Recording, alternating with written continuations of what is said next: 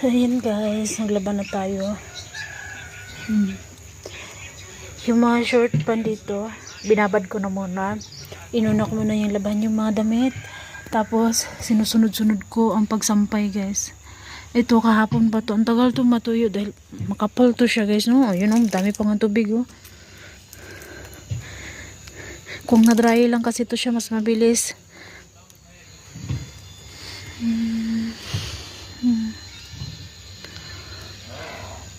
Unahin ko naman na to. Dito na ako naglaba. Anong una doon ako naglalaba. Pero kasi doon yung lupa parang bumaba na siya ba. Parang sumama siya sa tubig papunta doon ba. Kaya dito na ako, musog na ako dito ng konti. Para dito naman yung madiligan na tubig. Mabasa yung mga lupa dito. So laba-laba muna. Guys, tignan natin si RG guys. Ayan.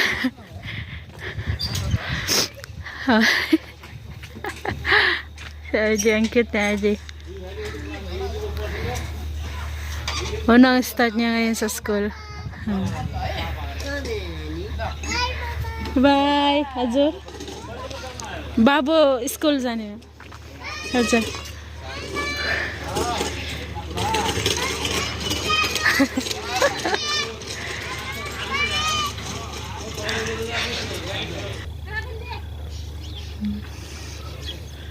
Nakita nila si RJ, yung mga dalagita ba nakita nila si RJ, tuwang-tuwa sila. Ang cute talaga ni RJ guys. Kahapon kasi ay nung Biyernes, nung Biyernes kasi is listahan na ng kung sino gusto mo pa enroll ba. So pina-enroll si RJ kahapon ay nung Biyernes. Happy Sunday nga po pala everyone. Ayan yung mga patong. Hinahayaan na talaga sa labas. Minsan dito yan sila magtatambay sa daanan.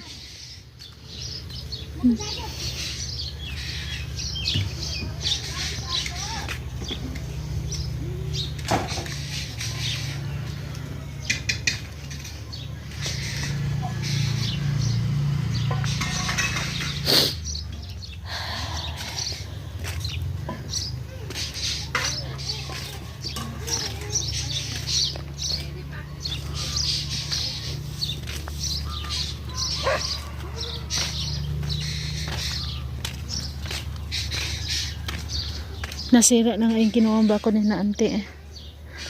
Yung onya nila, unang tanim nila marami yan. Tapos yung iba namatay daw kaya naging konti na lang.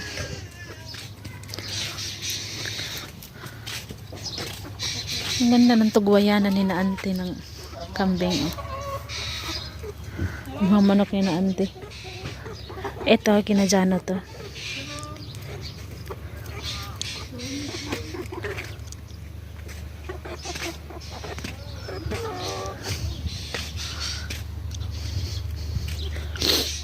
So guys, papakita ko sa inyo yung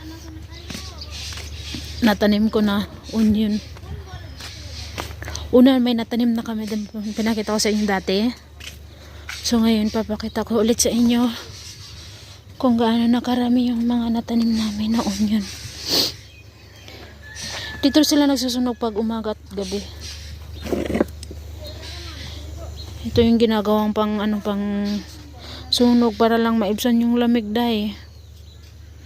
Ito kahapon ko to dito tinanim. So hindi naging sakto. Ayan. Una yung ito dito banda yung hindi naging nagsakto kaya bumili ulit yung binan ko. So napuno na dito. May sobra kaya yung sobra tananim dito. So hindi ulit naging sakto. So kailangan ulit bumili ng konti para lahat mabuo ito. So yun kaya naka-jacket ako, tignan nyo ako guys, sobrang lamig. Lalo na yung pinasabay yung malamig na hangin. Kanina hindi ako nagbunit.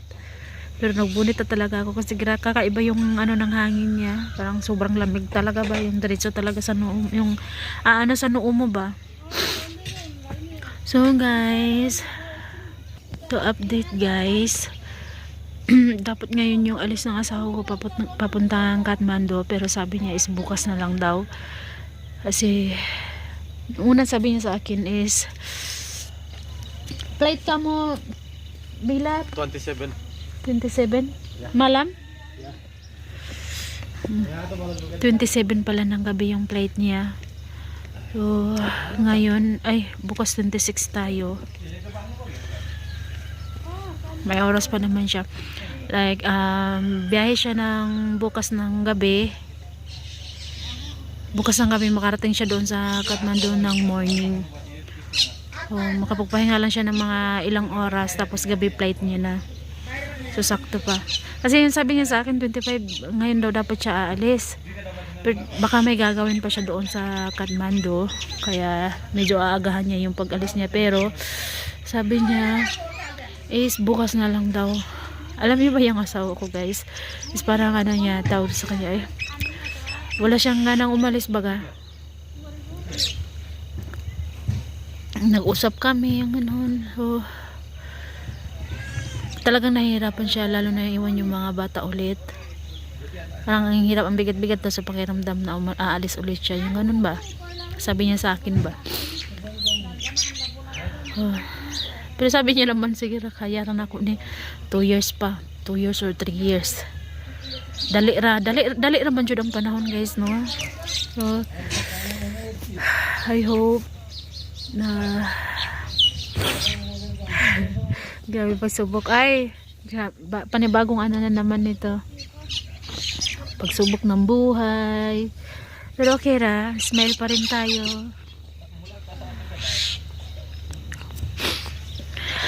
Lamig talaga. So, lumabas na yung haring araw.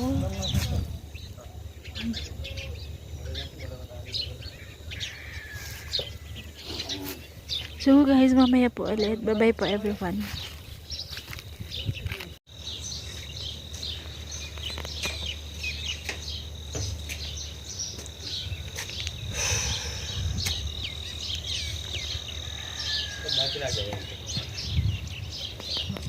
Hi guys, magandang hapon. Magandang hapon, time check. 2:31 na ng hapon dito ngayon sa Nepal. At si RJ hindi pa rin nakauwi hanggang ngayon, guys. Unang pasok ngayon ni RJ sa school. And then yung asawa ko, nakauwi na siya galing sa city. Napunta siya ng city kanina sa Guray. May inayos na lang yung ano tawag dito kinuha niya yung passport niya. Passport at saka yung tawag dito yung parang ID ba. Iba na yung ID ngayon dito sa Nepal. Yung dati parang ano lang siya, parang ano tawag dito sa atin sa Pilipinas. Basta iba na yung ID ngayon dito, para na siyang yung alam niyo yung ATM, guys, yung ganun na maganda na siya. So kinuha na yung asawa ko yung sa kanya kanina. Yung sa akin wala pa, sa kanya sa mga bata. Pero yung sabi naman ng asawa ko is yung sa akin daw paparating na daw. So, malapit na matapos pa. So, yung sa mga bata naman, yung huli siguro yung sa mga bata. So, dito kasi sa Nepal, pag mga bata daw, mas maganda daw ginagawa na ng ID. Ganun yung ano dito ngayon, rules, babaga. So, si Ayman, sinabay na rin ang asawa ko kanina pag uwi niya. Kasi si Ayman, hindi maganda yung pakiramdam niya kagabi. Wala siyang masyadong tulog dahil masakit yung tiyan niya. Lagi siyang nag-CR ba? Excuse me po sa mga kumakain. At nagsuka din siya kagabi ng dalawang beses. Dalawang beses siya nagsuka. Yung una beses sa suka niya, dami yung nano niya. Tapos, yung panghuli naman, hindi naman masyado. So, inom naman na siya ng gamot. Pero pagka umaga, sumakit ulit yung tiyan niya. So, kanina tinawagan ako mismo ng teacher ni Ayman na ipakuha daw siya. Dahil sumasakit na naman daw yung tiyan niya. So, kinuha na. Sinabay na rin ang asawa ko at bumili na rin sila ulit ng gamot. So, guys, yung asawa ko wala din siya. Pagkarating niya, nag-base siya ulit ng jacket niya. Tapos umalis siya. Papunta siya doon sa village ng binan kong babae. Siya lang mag-isa. Sasama niya sana ako. Sabi ko, hindi ako sasama. Kasi nga, malayo-layo yun. At saka si RJ at si Arin mamaya darating yun. Kailangan ko pa silang gawan ng snack nila. Ayun, excited ako makita yung mga bata pagdating nila. Kasi yan, si Arin at si RG kasi hindi yan sila nagkakasanto. Kasi dati dapat talaga yung pinapasok na yun si RG dati pa. Pero si Arin ayaw yung pumayag kasi daw, sumukan daw si RG. Mo nang, so, hindi ko na tinuloy yung pag ano kay RG noon. So, naalala nyo, dapat pina-intro ko na yun siya dati. Tapos nahinto lang din dahil si Arin nga ayaw pumayag na magkasama sila. Pero ngayon, buti na lang sa Arin pumayag na. Kasi after 2 months daw, 2 months or 3 months, si Arin doon na rin kasama ni Ayman. So, ano guys, lilipat sana namin yung mga bata sa ibang school ba. Kasi dito kasi sa Nepal, pag 3 bata yung pinapaaral mo, isa sana kanila is free. So, nakwento ko na yun dati. So, ito kasi pinaano na ngayon nila, I mean, school nila ngayon, is dati is, sabi nung principal na hindi daw lahat free. So, half lang daw yung ano nila na ikakaltas nila doon ba. Pero pag sa ibang school naman talagang free yun lahat guys. Yung bagong school nga dito, free pa, bibigyan ka pa. Hindi mo na kailangan magdala ng lapis at papel kasi doon na sila magbibigay. Sila na mismo yung magbigay.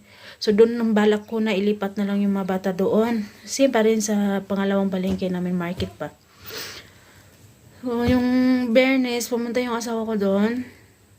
Sumama yung mga bata, si Arin at RJ. Kasi may padasal din sila doon sa school eh. So, pumunta sila doon at nag-usap sila ng principal. So, sabi na si Ayman is ano na daw, full free na lang daw. Huwag na lang daw ilipat. Ganun. So, hindi namin ililipat. Yung babayaran lang namin is ano lang daw. Hindi all free ha. Yung bus niya lang. Kaya, unsa daw ang babayaran ni mo sa imong school kuya? Ang bus o ang Exam. ang exam? Ah. Ang exam at saka yung bus lang daw yung mababayaran ni Ayman. Sa exam, pila gani mabayaran sa exam kuya? Murag 300 ba no? Parang sa isang exam is 300. Naalala ko kasi dati kay Aran dito 300 eh sa isang exam. So yun. Kaya yung kami lang dito ni Ayman. Sa Ayman naman nag-assignment na siya. Nakainom naman na medyo okay na rin yung daw. Hindi na daw masakit yung tiyan niya. Kaya nag-assignment na siya. Si Arin naman at RJ maya pa yung darating guys. Mga 3:30 mga ganon. So ngayon is 2:36 pa. So maglinis-linis muna tayo. Yung asawa ko may ano pa siya. Uwi din naman yun mamaya yung asawa ko. Pero di ko alam. Kasi once pag pupunta ka doon sa village, hindi ka talaga nila pinagbibigyan na uuwi ka agad. Baga, ngayon ka pupunta tapos uuwi ka mamayang hapon or gabi. Ganon agad ba. O, di ko alam kung makakauwi ba yung asawa ko. Pero, sana makauwi siya. Kasi bukas na yung alis niya guys. Bukas na yung biyahe niya papuntang Kathmandu. At 27 ng gabi is flight niya papuntang Malaysia. So guys, hanggang dito na lang muna. Bye bye po everyone. God bless us all. Thank you for watching guys. Bye bye po.